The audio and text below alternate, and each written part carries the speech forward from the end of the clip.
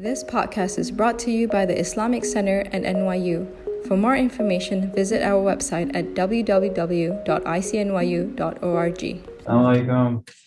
We're going to do a short khutbah today. I was going to walk you through some things beforehand, so people want to turn their attention this way. We'll do a quick presentation. You can move up here so that as people come in, they'll be able to fill in the room. If you guys want to fill in the space, that would be appreciated.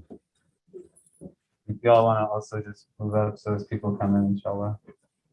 So, our students here are doing Charity Week this week, mashallah.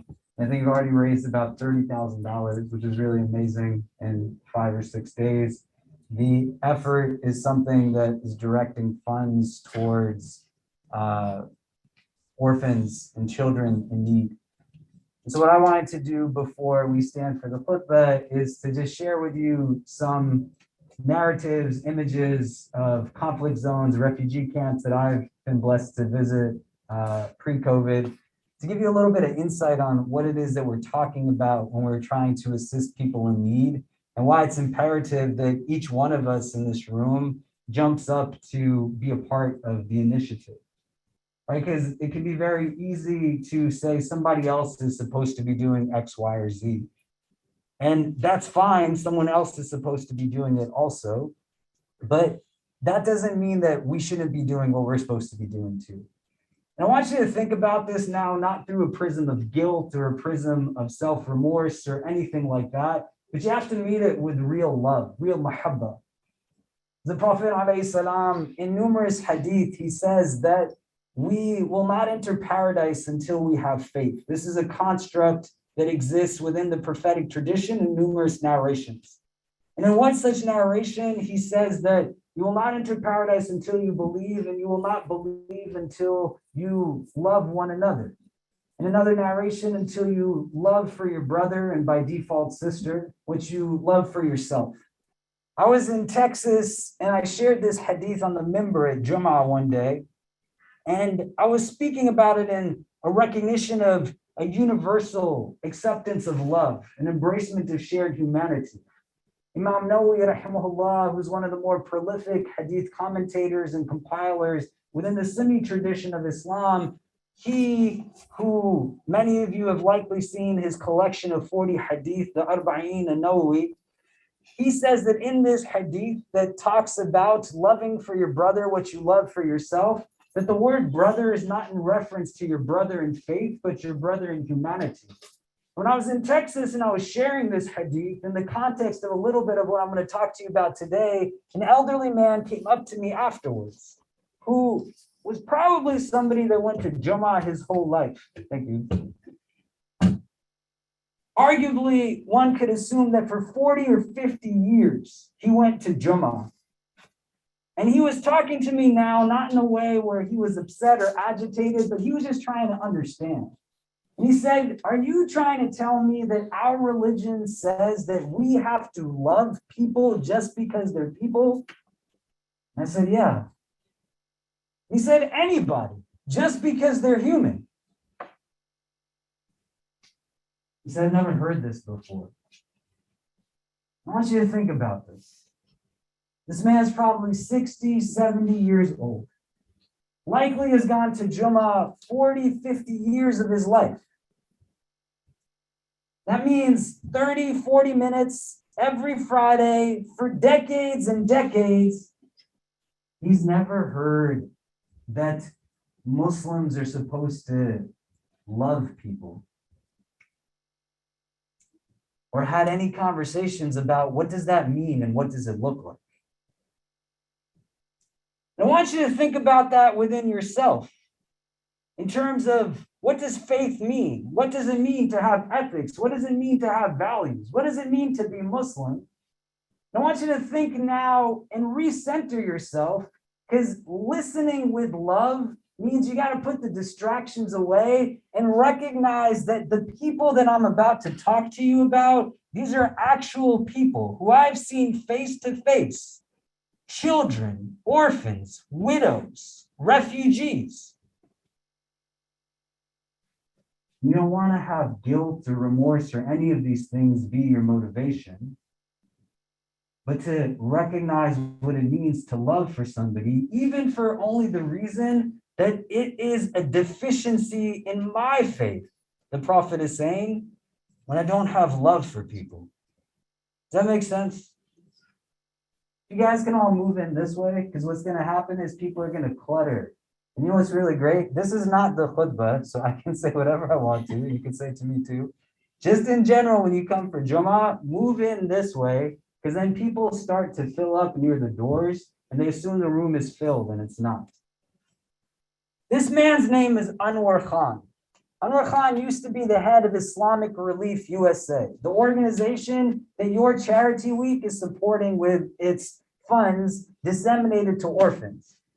I went to Myanmar when they first opened up the border between Myanmar and Bangladesh some years ago, and a mass exodus of about 500,000 refugees fled genocidal violence, the Rohingya refugee community, from Myanmar to Bangladesh. When I got there the first time, I was trying to go to Myanmar. I got into Bangladesh to a place called Cox's Bazar, and they wouldn't let me into Myanmar because they said, we're worried that someone will kill you. Anwar Khan was there at the same time as me. And he told his staff, he told me, myself, he told others that were there, you can't go in because they are literally burning everything that looks remotely Muslim in the country. If you've ever met Anwar Khan, he doesn't normally look like this. He usually has a much bigger beard. And so what he did as the president of the organization, the man in charge, was trim his beard, shave it off, and cross the border to go into this place where genocidal violence was taking place. But he didn't tell any of his staff or employees to go. He went himself to ensure that the things that the people needed were actually getting to them. I want you to think about this for a moment, because this man is not a good Muslim because he looks Muslim, quote unquote. But he's a good Muslim because he doesn't look so Muslim right now. That he understands the purpose of our faith. And he recognizes that what he needed to do had to get done. And as a leader, it wasn't for him to send somebody else, but without hesitation, he took off the beard and crossed the border into this conflict zone because he knew that people needed help. Every single day, I met people that were here that had been afflicted by genocidal violence. Young children, the elderly, people who came from all backgrounds, all walks of life.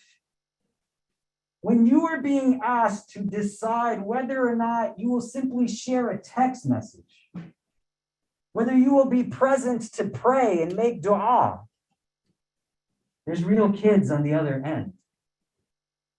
We're going through real difficulty and real hardship.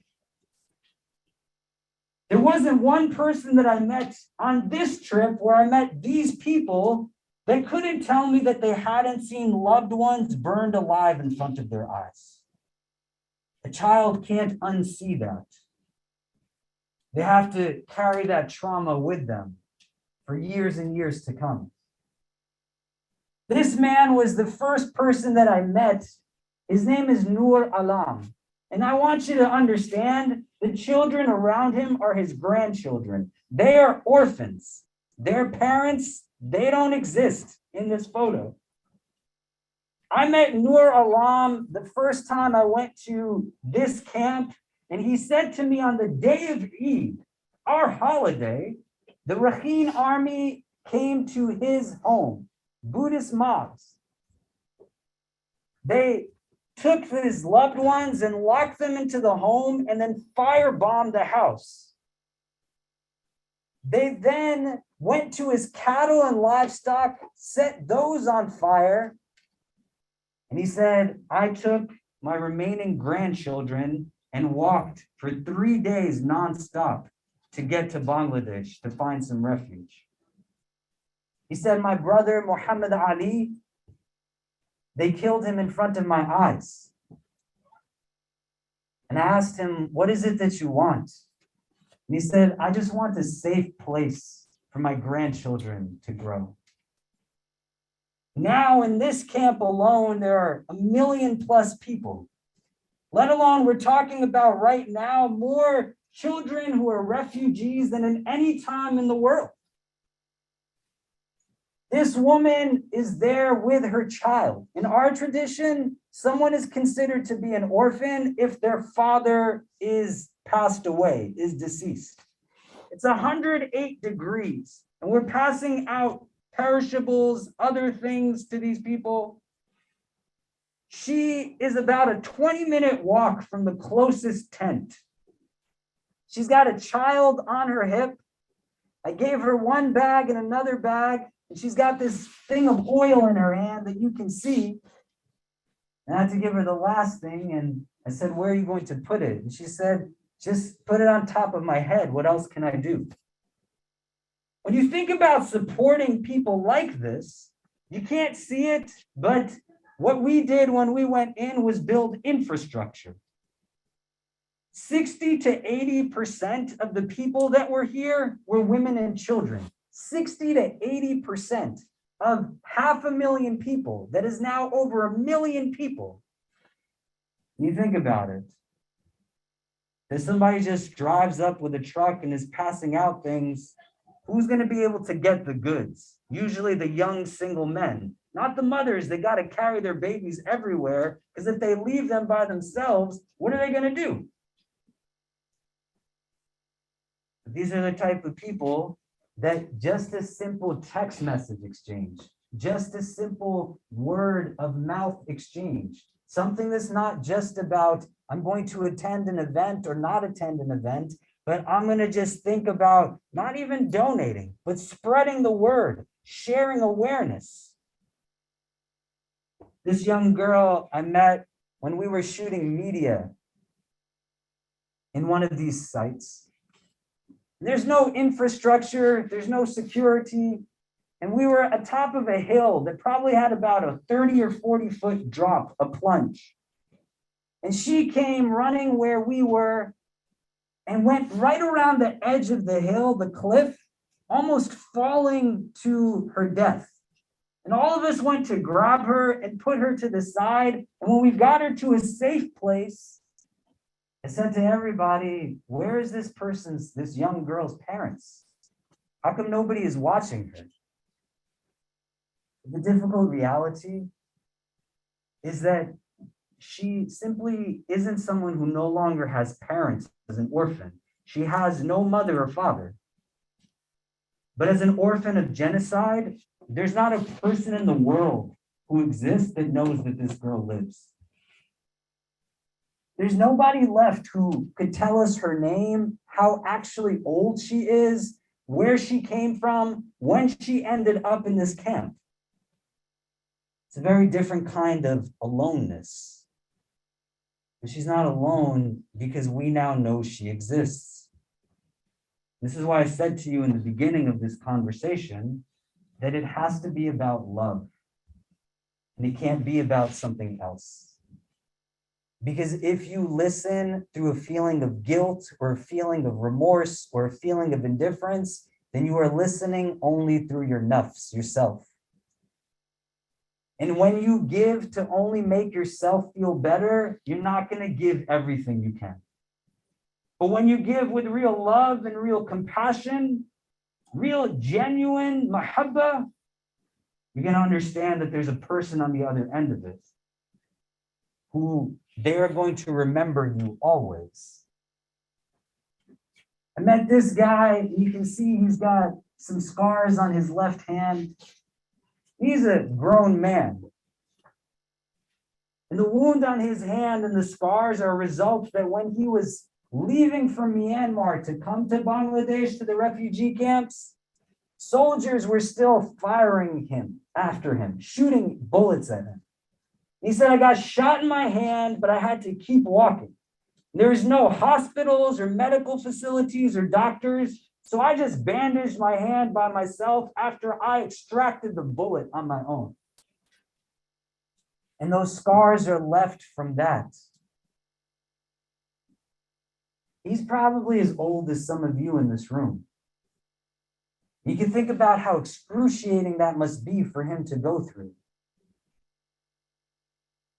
What do you think the kids who were 6 years old were doing that this was happening to? The 7-year-olds, the 8-year-olds, the ones who had just witnessed real difficulty. There was one day that I was there that 1,100 children, unaccompanied, came into this camp. They had such life and light to them, such a sense of vibrancy and energy. But you think about what it is, 1,100 in one day, not the whole time, just one day, wandered across the border by themselves. The fortunate ones amongst them likely were simply separated from their guardians and their parents. But the reality is that many of these young people witnessed soldiers kill their mothers and fathers, take their lives in an ultimate sign of real ugliness and wretchedness. And they're trying to now figure out how it is that just like you, with aspirations, with dreams, with goals, where they want to be, where they want to move forward. I got word that in this last year, from the young people who are in this camp, one of them is now a doctor, mashallah. And if one of them can become a doctor, any one of them can become a doctor. You want to think about that when you're choosing whether you're going to study hard or not, what some people actually have to go through to get to where they want to be. But you also want to think about it in terms of what it means to be a person of privilege and how you leverage what you have access to serve those who are underserved and underprivileged. These are the type of young people that your charity week is going to support and sponsor. They're going to help out. You guys want to move up again? We can move in. Just a reminder, this is not the khutbah. We're going to do a short khutbah today, inshallah. The water in this area is deeply, deeply, deeply polluted. You ever been to Bangladesh? It rains a lot in different parts of the country. And in these camps, there's no sanitation or sewage system. This woman's name is Asiya Khatun. Asiya Khatun in this picture, you can't tell, is 9 months pregnant. Asiya Khatun, she walked for 5 days, 9 months pregnant, with her young daughter, who was about 2 or 3, in tow with her, as again, soldiers were shooting at her, and she left her entire life behind. Asiya Khatun is taking water out of one of these holes that the water has washed into. And in these holes, animals are bathing in this water. They're going to the bathroom in it. The sewage from the sanitation systems that are there, the toilets that are made for dozens, but thousands are using, all of that's going into this. And I asked her, 9 months pregnant, what are you going to do with this water? She said, we're going to clean our tent with it, and I'm going to wash some clothes with it. And then really quickly, she said to me, and then we're going to drink it. I said, why would you drink this? And she said, we have nothing else to drink. She said, my 2, 3-year-old daughter, she's already very sick as a result of it. I don't even want to think about what's happening to the baby that's in my stomach. When I saw this brother, I never could imagine that it was possible to actually see hunger, to see hunger in this way. He was literally just skin and bones, nothing else. You could see every part of his internal systems from your eyes. And this doesn't happen from living in a refugee camp. This happens from what you are fleeing from, in addition to being in the refugee camp. My 6-year-old son saw this, Kareem. He said, Baba, why don't people share the food that they have to eat? I said, I don't know, Kareem, but that's why it's important for us to give whatever we can, even if it's very little. There was a student here some years ago when our students were raising funds for the people of Gaza. And I noticed her, and she wasn't eating so much food, an undergrad, just like many of you. And I got a little bit worried. And so I asked her, is she doing okay? And she said, yes. And I said, is your family okay? Everyone's fine? And she said, yes. And I said, then why aren't you eating so much? And she said, aren't you the one that told us that the Prophet ﷺ said, food for one is enough for two, and food for two is enough for four? And I said, yes. And she said, these last few weeks, I've been eating all of my meals with my brothers and sisters in Palestine. A banana, a bagel, something simple. Not so that I have less, but so somebody else has more. These are the kind of things that you can do as well. But it has to be rooted in love, real firm conviction and values of why you do what you do. When I met this woman, she was 78 years old. Her name is Dulu. Dulu told me about how the Rakhine army and the Buddhist mobs came to her home. They killed her husband as well as some of her children and grandchildren. And she sat with me now in her tent with such a fire inside of her. And I said, what do you want, Dulu? And she said, I want justice. And the relief agencies that I was there with, they said, tell her we can't bring her justice. That's not what we do. And she said, I just then want a safe place for my family to be able to live. I want you to think about this. This woman's 78 years old. Many of the cultures that you come from in this beautiful room of diversity, people get married at a young age back home, wherever back home is. Even if she got married when she was 28, which likely she got married much younger, but even if she didn't, that means they took the life of her life partner, her companion, of 50 years in front of her eyes. They did it in front of her grandchildren. The type of children your MSAs are trying to support in this charity week. There's a lot of chaos and commotion on different days that I was there. There was one day that we were sitting on top of a hill, and all of a sudden, about 200, 300 people came to where I was standing, and I had no idea what was going on. And then when I looked to their faces, they were all looking towards the horizon in the direction of their home country. And you could see in broad daylight that there was large black clouds of smoke coming from fires being lit. And they were all being taken back to places that were difficult. This woman's name is Layla Begum. And this is one of the hardest du'as that I've ever had to make in my life. That I met Layla Begum on the second time I went to these camps.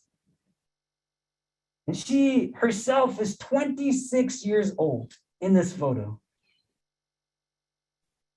And she asked me if we could pray together. And I said, yes, of course, we can pray together. And so we started and we prayed for Layla Begum's husband and her 1-year-old daughter, who she had witnessed soldiers kill in front of her own eyes, before they then assaulted her in a way that no woman should ever be treated. They burned her house down, all of her belongings, and the bodies of her 2 loved ones were left as nothing but ashes.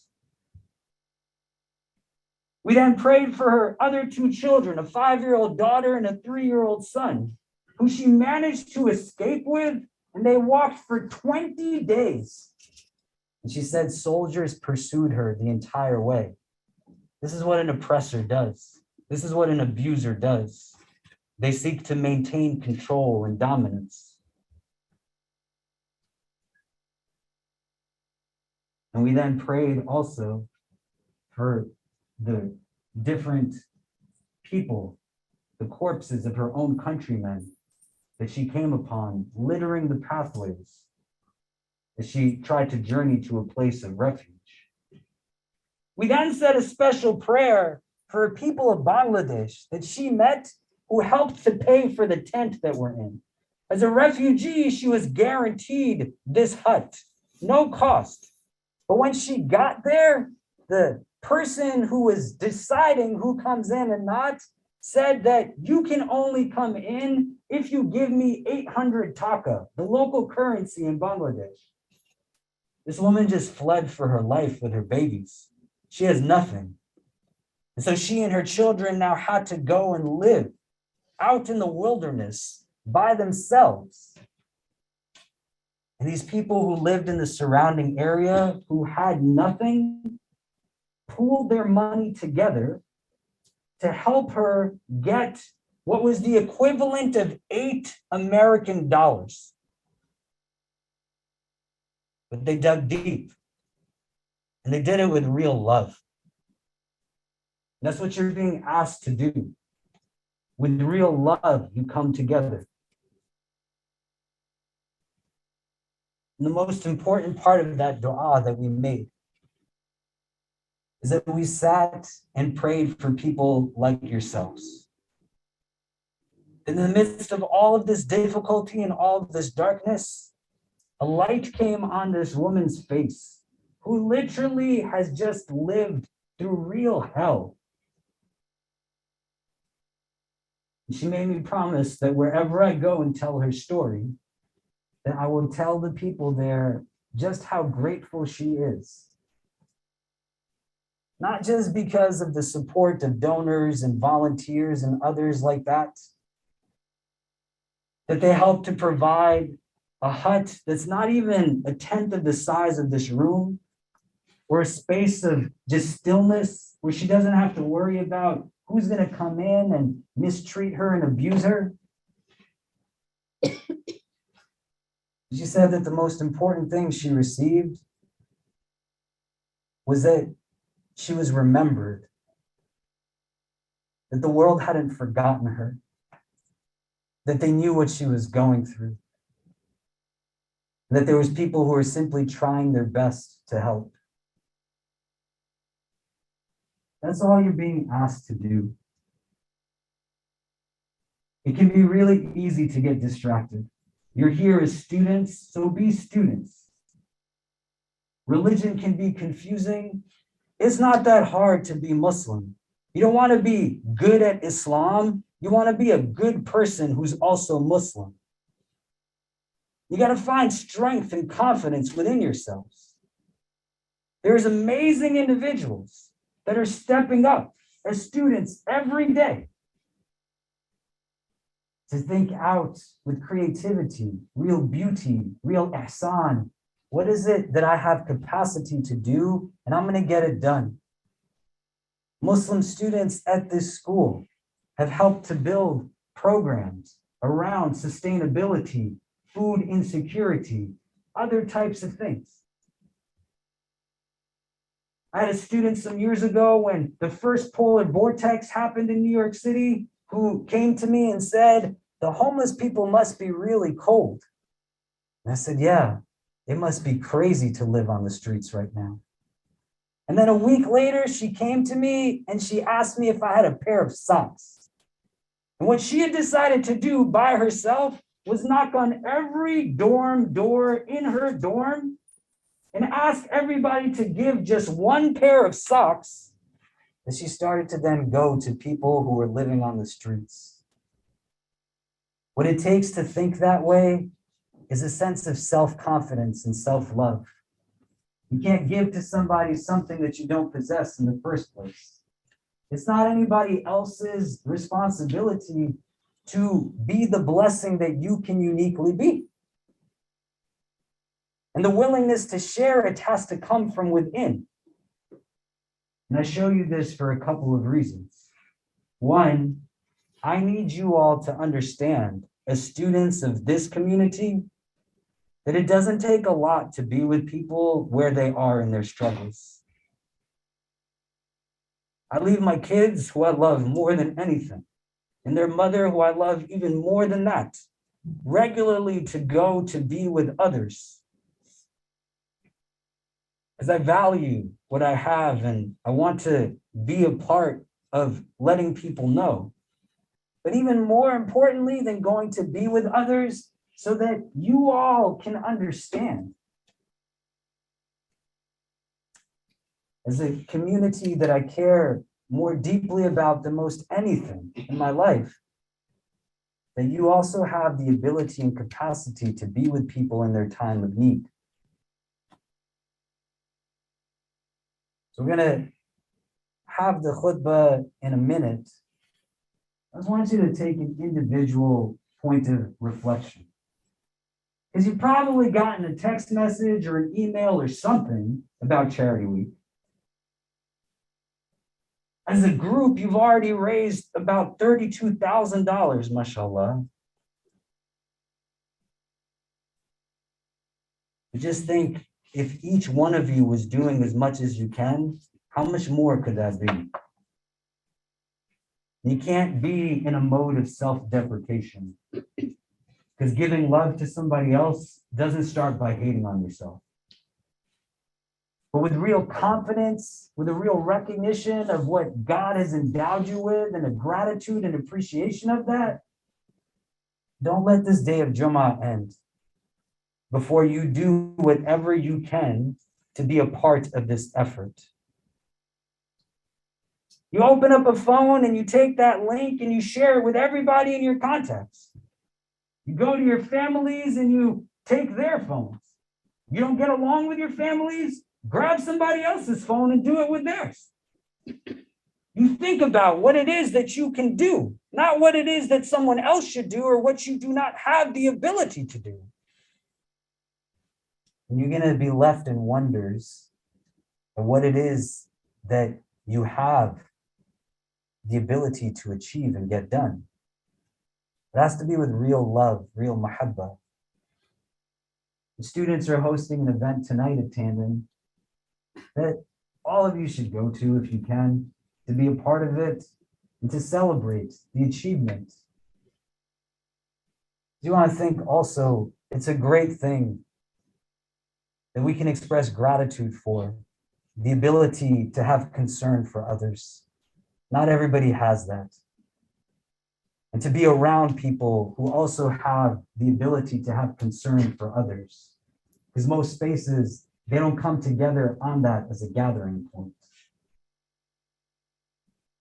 As we begin the khutbah in a couple of minutes, I just want you to take a moment to be with the stillness and the reflection. To just think about not what you haven't done in the last few days, but what are you going to get done today? What are you going to make sure to do on this Mubarak day of Jummah to assist somebody who right now is not in any mode of helplessness? To help someone doesn't assume that they're helpless, but the recognition with real love as to how you are going to simply do what is right because it's the right thing to do. So just be in the stillness as I make my way to the front of the room.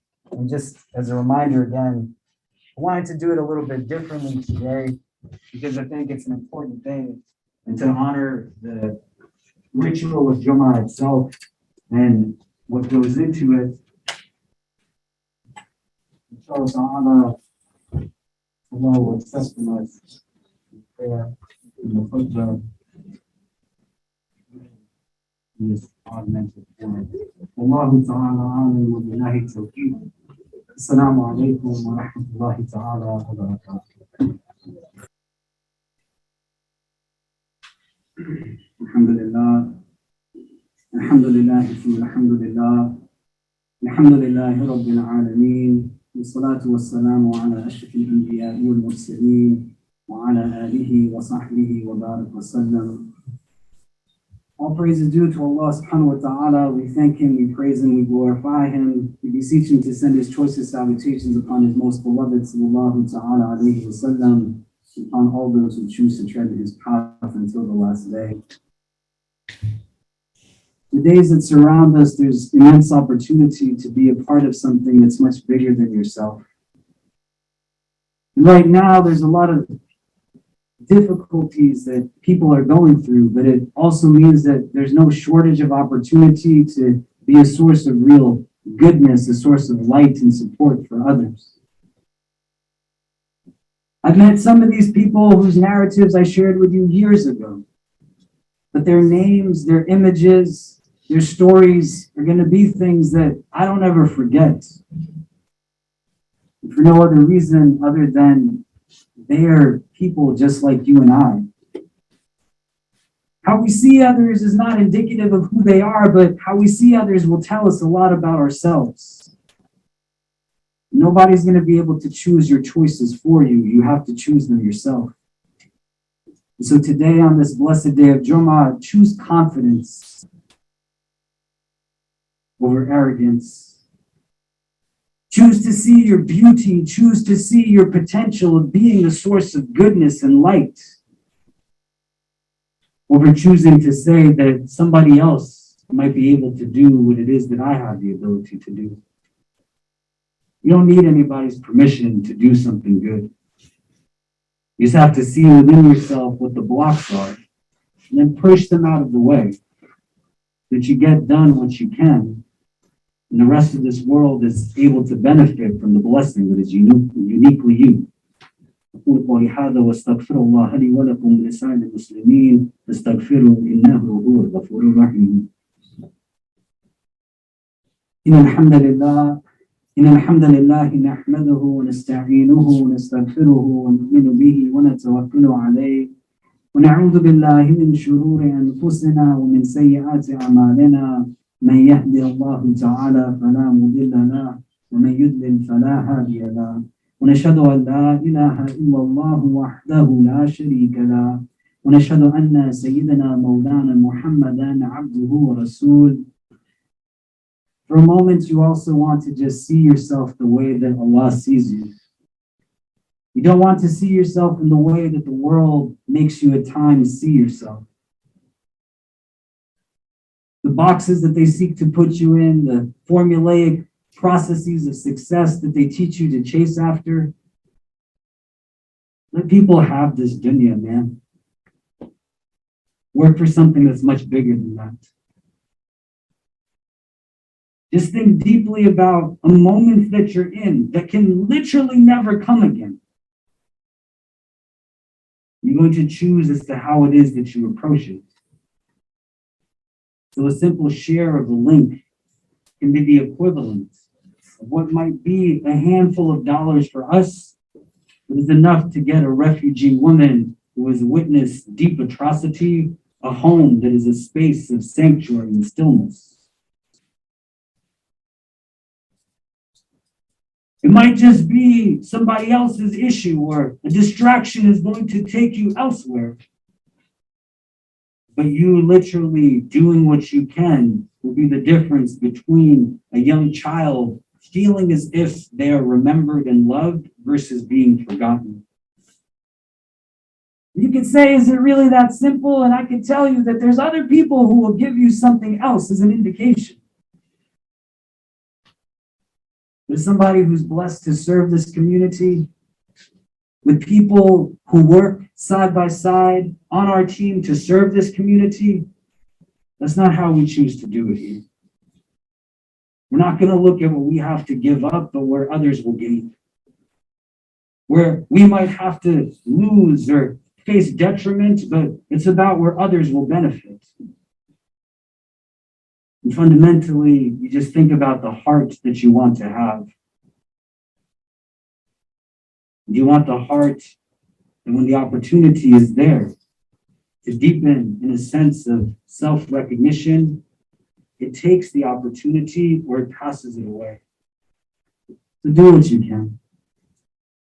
I've seen things that some of you may or may not have seen.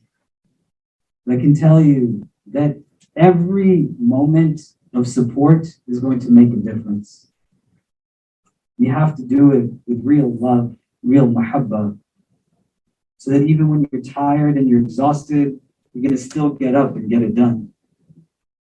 That's what people are waiting for you and I to do, to recognize what this religion is really about, what the point is of all of this, to simply just go out and do what we have the opportunity to do because of no other reason other than it's the right thing to do.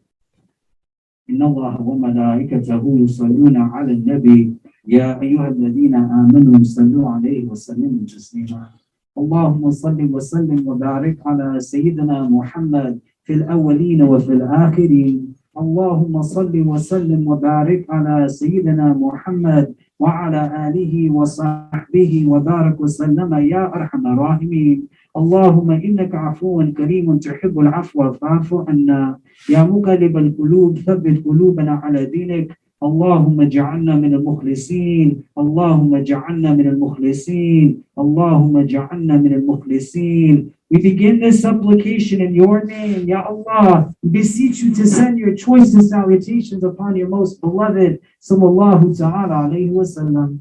We ask that you shower your infinite mercy upon this gathering, granting each and every one who is present here and our loved ones only the best in this world and the best in the next. We ask, Ya Allah, that if all of us are meant to be together only at this time, at this place, whether we are young or old, male or female, regardless of our race, our ethnicity, our social class, our country of origin, our cultural heritage, whether we are Muslim or come from a different walk of life, Ya Rabbi, if our individual hearts are meant to be in the presence of all of their hearts that are gathered here, only at this time, at this place, and gather us all together again in the best of places in the world beyond this one. Increase us, Ya Allah, in all that is good. Increase us in courage, compassion, and confidence. Protect us from affliction, anxiety, or anguish of any kind. Remove from our hearts any feelings of bitterness, jealousy, animosity, or envy towards any of your creation. Grant us hearts that are filled with understanding and hope, hearts that are drawn towards things of real goodness and beauty, hearts that find themselves deep in your remembrance, for indeed in your remembrance do hearts find rest. Bless this community, Ya Allah, and be pleased always with our efforts for your sake and your sake alone. Put barakah into the studies of these young people. Grant them tawfiq, Ya Rabbi. Increase them in sincerity. And make every day that they live in this world a day that is filled with more and more success, both in terms of what they gain here and for the world beyond this one. Help them and us to see ourselves the way that you see us, to see our potential, to see what we have to offer, and to not let any day pass us by before we do something of true benefit, both for others as well as ourselves. Grant success to them in their efforts to assist young children, orphans throughout this world, and make them, Ya Allah, from amongst those who are granted the company of your beloved, peace and blessings be upon him, who has said that there is a great ajr, a great reward, nothing less than his company in your Jannah for the one who takes care of orphans in this world. Protect us always from hearts that are not humble, tongues that are not wise, and eyes that have forgotten how to cry. Forgive us for our shortcomings and guide and bless us all. ربنا تقبل منا إنك أنت السميع العليم وتب علينا يا مولانا إنك أنت التواب الرحيم وصلى الله تعالى على خير خلقه محمد وآله وصحبه أجمعين برحمتك يا أرحم الراحمين وقيموا الصلاة. If you would like to listen to more, please donate to www.icnyu.org/donate. For more of our virtual programs, go to www.icnyu.org/classes. If you have any questions, email us at info@icnyu.org.